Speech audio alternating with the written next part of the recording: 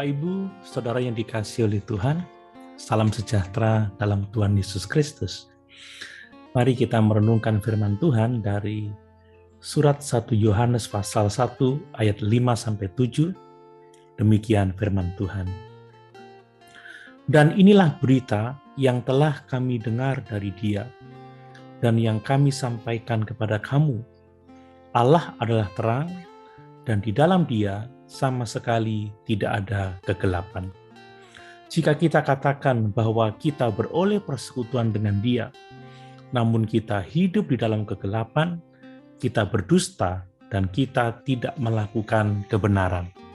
Tetapi jika kita hidup di dalam terang, sama seperti Dia ada di dalam terang, maka kita beroleh persekutuan seorang dengan yang lain, dan darah Yesus anaknya itu menyucikan kita daripada segala dosa. Bapak, Ibu, Saudara yang dikasihi oleh Tuhan, apa yang Rasul Yohanes tuliskan dalam ayat-ayat ini adalah berita yang diterimanya secara langsung dari Tuhan Yesus Kristus tentang hakikat Allah, tentang kehidupan seorang yang hidup dalam persekutuan dengan Allah, dan tentang buah hidup dalam terang. Mari bersama kita merenungkan kebenaran Allah tersebut yang dikaruniakan kepada kita. Yang pertama, Allah adalah terang dan di dalam Dia sama sekali tidak ada kegelapan. Terang mewakili apa yang baik, murni, benar, suci, dan dapat dipercaya. Kegelapan mewakili apa yang berdosa dan jahat. Allah adalah terang berarti bahwa Allah dengan sempurnanya kudus, benar, dan bahwa Dia sendirilah yang dapat menuntun kita keluar dari kegelapan dosa.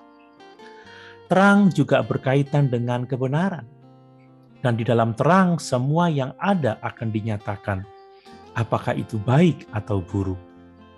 Di dalam kegelapan, baik dan buruk kelihatan sama saja.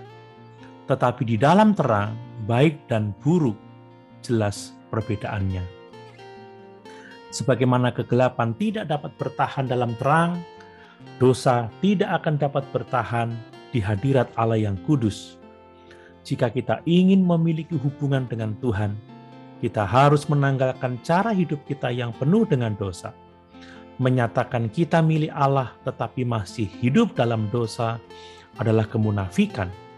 Tuhan Yesus akan menghakimi dan menyatakan semua kepalsuan tersebut. Yang kedua, orang yang hidup dalam terang Allah beroleh persekutuan seorang dengan yang lain, dan darah Yesus menyucikannya dari segala dosa. Persekutuan sejati di antara anak-anak Tuhan adalah buah dari persekutuan hidup kita dengan Tuhan. Seseorang yang tidak mengasihi Tuhan dan hidup dalam kebenaran tidak mungkin akan dapat mengasihi sesamanya. Jika seseorang masih hidup di jalan orang berdosa, tidak akan dapat hidup dalam kasih seorang akan yang lain. Seorang yang hidup dalam terang akan menerima penyucian dosa oleh darah Yesus. Bagaimana darah Yesus menyucikan kita dari segala dosa? Kalau kita membaca dalam Perjanjian Lama, umat Tuhan secara simbolis mentransfer dosa mereka ke seekor binatang yang akhirnya dikorbankan sebagai pengganti dirinya sendiri. Bapak, Ibu, Saudara bisa membaca dalam kitab Imamat pasal yang keempat. Allah mengampuni mereka karena mereka taat melakukan persembahan pendamaian dosa tersebut. Pengorbanan binatang dalam Perjanjian Lama itu menunjuk kepada Yesus.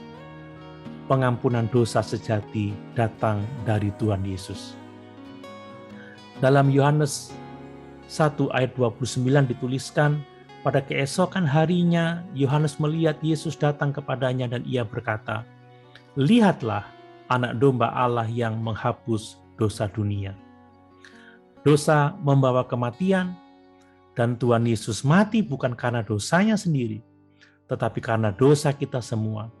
Saat kita bersatu dengan Kristus, kematiannya menjadi kematian kita, demikian juga dengan kebangkitannya. Bapak, Ibu, Saudara yang dikasihi oleh Tuhan, Allah adalah terang, dan sebagai anak-anak-Nya, kita harus hidup di dalam terang Tuhan. Haleluya.